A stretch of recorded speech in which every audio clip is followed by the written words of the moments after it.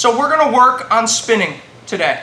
We've done the wrestling spin before. The important thing is that when we start to spin, that I put my knuckles on the back of the neck here. When I put the knuckles on the back of the neck, I'm always going to spin in the same direction as my fingers.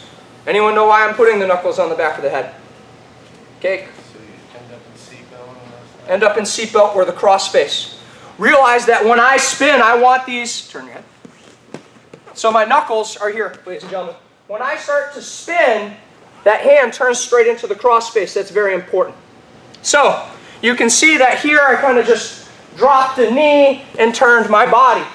That is the way that we have been doing it in the past. That's a great way to do it. There's nothing wrong with that.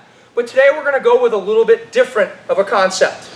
We're going to step our outside knee across and we're going to dominate on the outside of the tricep the same way that we dominated on the outside of the knee. All right? Watch. So when I want to spin, instead of turning my outside knee, which I will do in a future move, I'm going to grab the belt to give myself some counter pressure. I'm going to step my leg around first. If in the transition he grabs this leg, that's the next move. We want that. If he doesn't and my knee comes to the inside, now he has lost the opportunity to be able to grab my leg. Can you grab my leg? Nope. Absolutely cannot. Can you post the foot? It's difficult. Turning and I still want my cross face and up. I'm back here in that same position that we just worked. Knee right by the shin. So again, I'm here. My knuckles go on the back of the head. I grab that belt to give myself some counter pressure. Remember, I'm pulling him forward. I'm going to step that knee across on the outside of the tricep. Get your balance right here, but you can see turn, that I've got that cross face waiting in case something goes wrong. It becomes very important if he gets a hold of that leg. From here, the shin comes down by his shin, or excuse me, my knee goes down by his shin, back into that same position we were. One more time. Control, knuckles, pulling forward. Step, turn. Make sense, ladies and gentlemen? All right, let's go pair it up again. Everyone start with their hands towards the great grappling movement.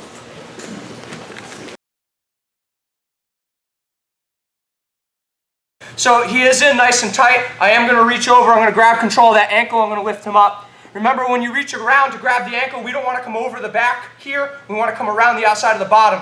What that's going to allow us to do is have a little bit of slack in the arm for when they do start to sit in. Now, head this way again, one more time. I am lifting up. That makes a little bit of space on the inside. I'm going to let off the gas. I'm going to bring the arm in. You can see that that is a palm down grip.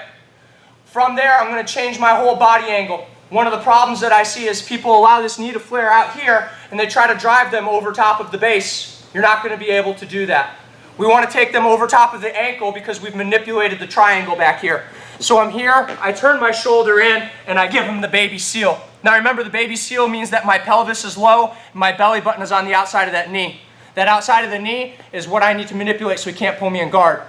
The double grip on the ankle is also an insurance plan. If I miss that leg, he can't put me into guard because I've still got that arm controlling the ankle on the far side. From here, with my pelvis on the floor, I'm going to tilt my body, my back knee is going to come, and I'm going to hop over just to the back. Remember that this is just like, turn the knees towards me, the knee slide, bottom knee comes up, and we cut across, but we're going to start that and initiate that with the double grip on the ankle. Again. So nice and tight, I tilt up. That tilt up either makes him base on his forearms or his head. Either way, it gives you space for your hand to come in. It is okay to switch your angle now to that shoulder. Now remember, I'm going to push with the shoulder in line over top of that ankle, give him the baby seal.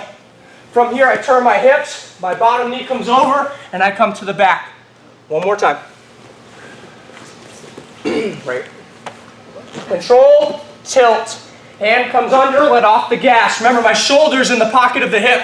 I drive, my pelvis goes low, turn my hips. I'm still holding on to the ankle at this point until my knee can come to the outside. From there, I cut the corner. Ladies and gentlemen, a lot of people in here. I want everyone to initiate turtle with their head facing the great grappling logo. Let's go, ladies and gentlemen. I want them to be able to get a hold of a leg. You can see that when I tilt my body to the side, that puts the leg that I don't want him to grab the furthest away. It gives him a leg that's easy to grab. If I start coming around the corner and he lifts up here, then we're going to have to do something else and spin to the other side. So I really don't want him to catch the leg on the side that I'm going to rotate to. Tilting the body will alleviate a lot of that problem. So Fred gets desperate. He feels me spinning, but he hasn't really encountered people tilting their hips this way. Most of the time when people spin, they're here and they just spin around the outside.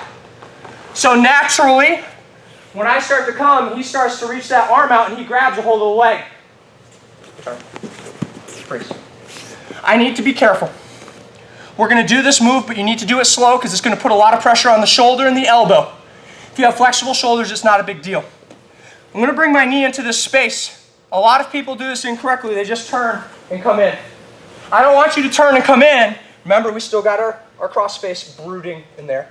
I'm going to shear my knee across here. There should be a squeezing of that tricep and bicep. When I do that, I will tilt my body and flare out my knees. Both knees, because they're squeezing. Just a little bit. Right here. So I'm going to bring that outside knee in. And from here, I'm on the balls of my feet, and you can see that that wrist has started coming away from the neck. High percentage is using this opportunity to put a hand in the collar. Low percentage is trapping the arm and then just turning this out. Whether I can roll up here, and you see he's letting the arm extend. If I come in here, I can armbar him as well. But this is low percentage. This is all about getting his arm away from his neck. Hey, can you defend me putting my hand in your collar? No. Come on, man, bring your hand in. Okay? And you see that I've got the arm on the other side.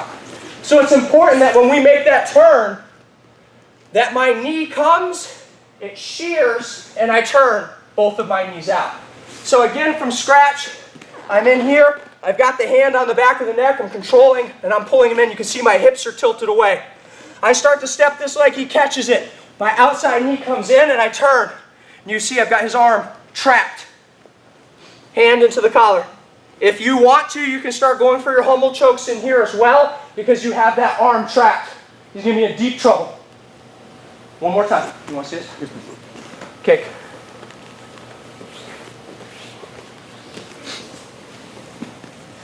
Control. I've got that belt.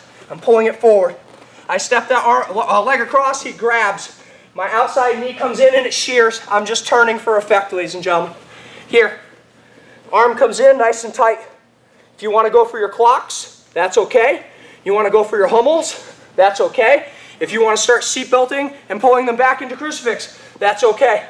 Trapping the arm is the first step for all three of those things. Make sense? Yes, sir. Careful with the shear and how far you turn your hips. Some people are going to have very tight shoulders and it'll put pressure very quickly. If it puts pressure on your shoulders, it's okay to tap verbally. Person on top, drive your knees to the floor, and it'll take pressure off. Make sense? Yes, sir. Let's go, ladies and gentlemen.